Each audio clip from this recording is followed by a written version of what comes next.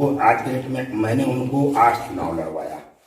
मैं 91 लड़वाया, 93 लड़वाया, 96 लड़वाया, 2002 लड़वाया, 2004 लोकसभा लड़वाया, 2007 विधानसभा लड़वाया, 2014 लोकसभा लड़वाया, 2019 लोकसभा लड़वाया। तो स्वाभाविक है कि मैं उनका छोटा भाई हूँ। हर बार मैंने कमान संभाला था चुनाव की, और इस बार माननीय मंत्री जी 31 जनवरी से लगातार हमारे चुनाव की सारी मोर्चा वो स्वयं संभाले हैं। तो स्वाभाविक है जो उनके अच्छे कर्म है उसका लाभ पूरे सूझ ब्याज के साथ मेरे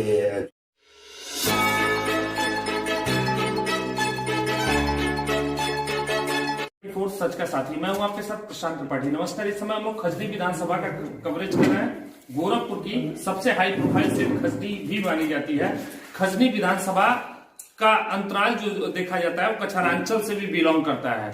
लगातार खजनी विधानसभा का दौरा हो रहा है। खजनी विधानसभा में सभी राजनीतिक दल जैसे जैसे चुनाव की सरगर्मियां बढ़ती जा रही है अपने लगातार दमखम के साथ प्रचार करने में जुटे हुए हैं। इसी क्रम में आज हम खजनी विधानसभा के ब्रह्मसारी गांव में उपस्थित है। ब्रह्मसारी गांव में बसपा के टिकट पे चुनाव लड़ रहे विद्यासागर उर्फ छोटे भाई हमारे साथ हैं। हम जानेंगे कि किन मुद्दों पे वो चुनाव लड़ रहे हैं और उनका खजनी के विकास का मैनिफेस्टो क्या है। सबसे पहले विद्यासागर जी आपका स्वागत है यूपी न्यूज लाइव 24 पे। धन्यवाद। सबसे पहले हम जानेंगे आप हाथी पे सवार हैं, चुनाव लड़ रहे हैं, किस तरीके से खजनी का विकास का मैनिफेस्टो, अगर जनता यहाँ से आपको प्रतिनिधित्व का मौका चुनती है देती है तो क्या उनके विकास के बारे में सोचे हैं। आपके बड़े भाई के बारे में सदर प्रसाद के बारे में बताया जाता है जो लोग गरीबों के मसीहा भी कहे जाते हैं, लोगों की आए दिन मदद भी की है। तो विकास के मैनिफेस्टो के बारे में आप लोगों ने क्या सोचा। लेकिन जब पहली बार मौका मिला तो उस समय बहुजन समाज पार्टी की सरकार बनी, बहन सुश्री मायावती जी मुख्यमंत्री बनी, तो हम लोगों ने इस बात को रखा और बहन सुश्री मायावती जी ने हमारी मांग को स्वीकार किया और उस आमी नदी पर 2.25 करोड़ रुपए का एक पक्के पुल के निर्माण की स्वीकृति उन्होंने दिया, जिससे पूरा वो पुल तैयार हो गया। इसके बाद दशवतपुर का पुल लकड़ी का था, वो भी पूरी तरह सकरा था, जर्जर था, उस पर भी किसी जनप्रतिनिधि ने ध्यान नहीं दिया। तो हम लोगों ने उस पर भी लड़ाई लड़ करके उस पर भी पुल स्वीकृति कराने का काम किया। और जो हमारी विधानसभा का जो पश्चिमांचल और दक्षिणांचल हिस्सा था वो पूरी तरह सड़क से और बिजली से छूटा था। तो हम लोगों को जब मौका मिला, संयोग से वो विभाग मिला, तो हम लोगों ने बिना भेदभाव के अपने इस विधानसभा में एक की जगह 2-2 पॉलिटेक्निक कॉलेज की स्थापना कराया। आज उससे फायदा ये हो गया कि हमारे खजनी विधानसभा का किसी भी गाँव, किसी भी इलाके का बच्चा, चाहे किसी भी जाति धर्म का हो, अपने घर की रोटी खा करके, अपने घर का रोटी खाने के बाद अपने घर की साइकिल मोटरसाइकिल से जा करके वो पढ़ाई हरिहरपुर में Mahamaya polytechnic and information technology और ढेबरा के पूरा महामाया पॉलिटेक्निक कॉलेज, 2 कॉलेज की स्थापना करा दिया गया, जिससे इस क्षेत्र के बच्चे तकनीकी शिक्षा ले रहे हैं। जहाँ तक ईमानदारी की बात है, आदरणीय माननीय सदर प्रसाद जी यहाँ पर विधायक 2002 से लेकर 2007 तक और 2007 से लेकर 2012 तक मंत्री रहे उत्तर प्रदेश सरकार में। मैं उनका सबसे छोटा भाई हूँ, बतौर मैं उसका प्रतिनिधि हुआ करता था। लगातार 10 साल में उनका प्रतिनिधि रहा। लेकिन ईमानदारी की जहाँ तक बात है कि इतने बड़े क्षेत्र में किसी भी जात, किसी भी वर्ग, किसी भी धर्म का कोई भी व्यक्ति मेरे पास किसी भी तरह का काम लेके आया, चाहे वो इलाज के लिए आया हो, चाहे वो लाइसेंस बनवाने के लिए आया हो, चाहे किसी भी तरह की समस्या लेके आया, मैंने अपने पूरे 10 साल के सत्ता शासन में किसी भी जाति, धर्म, वर्ग, पार्टी के लोगों से मैंने 1 रुपये का अपने गाड़ी में तेल नहीं भराया और मैंने 1 रुपया भी नकद लेने का काम नहीं किया। टेक्निकल एजुकेशन था, गाजियाबाद से लेकर के देवरिया तक के सारे college, polytechnic college, engineering college, ITI college ऐसे नहीं है कि जिस संस्था का कोई भी प्रधानाचार्य मेरे ऊपर 1 रुपये का आरोप लगाए कि छोटू भैया उस प्रतिनिधि हुआ करते थे, मेरी गाड़ी में कोई 10 रुपये का तेल भराया हो या मैंने किसी से 10 रुपया लेने का काम किया। तो मैंने अपने क्षेत्र की जनता से भी मैंने कोई शोषण नहीं किया, कभी मैंने 1 रुपया नहीं लिया। और मैं आपको बताऊं कि मेरा एक पॉलिटेक्निक कॉलेज है, महामानव गौतम बुद्धा पॉलिटेक्निक कॉलेज, जो ढेबरा के पूर्व बनकटी में इसी विधानसभा में स्थित है।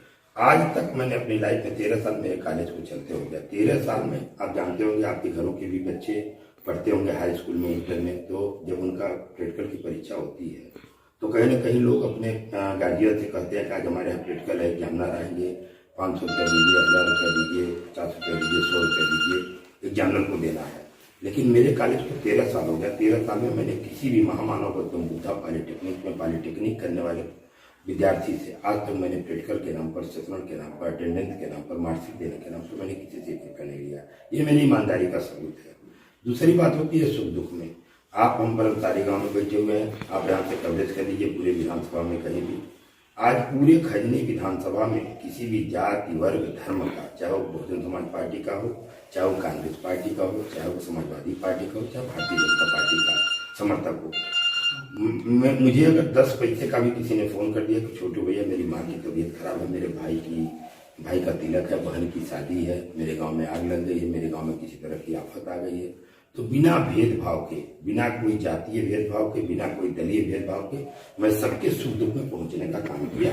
ये इसलिए पूरी खजनी के सभी सम्मानित जनता जो है, किसी भी दल की, किसी भी पार्टी की मेरे साथ है।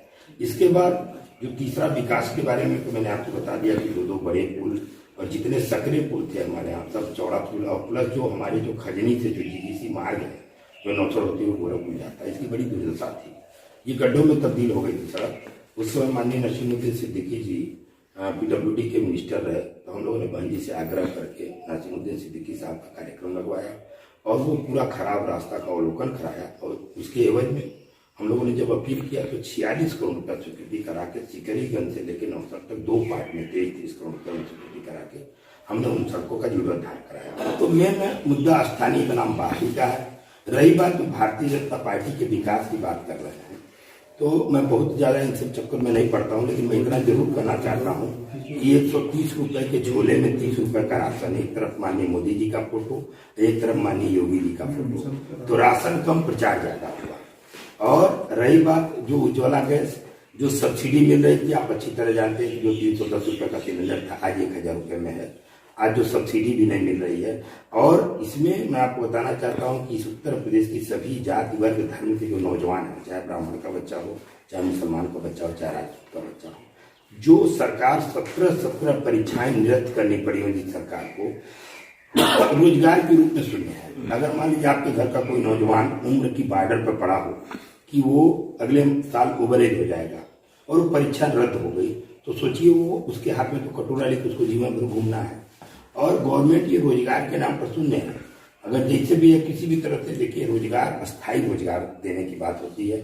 माननीय बहन जी, चूंकि मैं बहुत ज्यादा नहीं बोलता हूँ, ये बहन सुश्री मायावती जी की जो कार्य योजनाएं होती हैं, जो सुशासन होता है, इसके बारे में आपको भली बात परिचित है। अस्थायी रोजगार बहन जी ने किया था। कितनी सीटें बसपा लेके आ रही है? देखिए, मैं खजनी विधानसभा में संघर्ष करता हूँ, मैं खजनी विधानसभा की बात करूंगा, क्योंकि मुझे सिर्फ खजनी दिखाई दे रहा है, पूरे प्रदेश को नहीं देख रहा हूँ। तो नहीं, खजनी विधानसभा आपको दिखाई दे रहा है, तो मायावती जी को मुख्यमंत्री भी बनाने के चक्कर में तो आप लोग होंगे ही कि विधानसभा ज्यादा से ज्यादा सीट जीते, मेरी बहन मुख्यमंत्री हो। देखिए, इस बारे में जो खजनी विधानसभा की सम्मानित जनता है वो मुझे विधायक बनाएगी, और जब बहुमत आएगा तो हम लोगों का रोल आ जाएगा बहन जी को मुख्यमंत्री बनाने का। ठीक है, तो वर्तमान में तो पहले हमको अपने विधायक बनने की चिंता है। चाहता हूँ कि खजनी विधानसभा की सम्मानित जनता, सभी जाति वर्ग, सभी दल के लोगों का जो समर्थन मिल रहा है, एक ऐतिहासिक जीत की तरफ जा रहा है कि आने वाले 10 मार्च को आपको खजनी विधानसभा का 403 विधानसभा में एक अलग तरह का नक्शा बन के उभरेगा। अभी हम लोग लगातार जो खजनी विधानसभा का फीडबैक ले रहे हैं, कवरेज कर रहे हैं, उसमें सदल प्रसाद का नाम जब आता है तो लोग बताया जाता है गरीबों के मसीहा भी रहे, गरीबों की बड़ी सुनते थे, कार रोक के सुनते थे मंत्री काल में अपने। इस तरीके के फीडबैक से कितना लाभ आपको पहुंचेगा? स्वाभाविक हो, मेरे बड़े भाई हैं, मैं उनका प्रतिनिधि रहा हूँ। वो आज के डेट में मैंने उनको 8 चुनाव लड़वाया, मैं 91 लड़वाया, 93 लड़वाया, 96 लड़वाया, 2002 लड़वाया, 2004 लोकसभा लड़वाया, 2007 विधानसभा लड़वाया, 2014 लोकसभा लड़वाया, 2019 लोकसभा लड़वाया। तो स्वाभाविक है कि मैं उनका छोटा भाई हूँ। हर बार मैंने कमान संभाला था चुनाव की, और इस बार माननीय मंत्री जी 31 जनवरी से लगातार हमारे चुनाव की सारी मोर्चा वो स्वयं संभाले हैं। तो स्वाभाविक है जो उनके अच्छे कर्म है उसका लाभ पूरे सूद ब्याज के साथ मेरे चुनाव में जुड़े। आप जितना जनता से ज्यादा मिल सकते हो आप अपनी जनता से जाके मिलो रहे हैं। सारे कार्यालयों का, जितने भी कार्यालय का उद्घाटन हुआ, सब स्वयं वो कर रहे हैं। तो हर तरह से उन्होंने मेरी कमान संभाल लिया है, और मैं निश्चिंत हूँ क्योंकि आज के डेट में मेरे पिताजी नहीं है, लेकिन माननीय सदन इसमें खास बातचीत करने के लिए हमारे साथ खुद सदन विद्यासागर छोटे भैया मौजूद थे। कैमरा पर्सन अभिनय यादव के साथ प्रशांत त्रिपाठी की रिपोर्ट, गोरखपुर।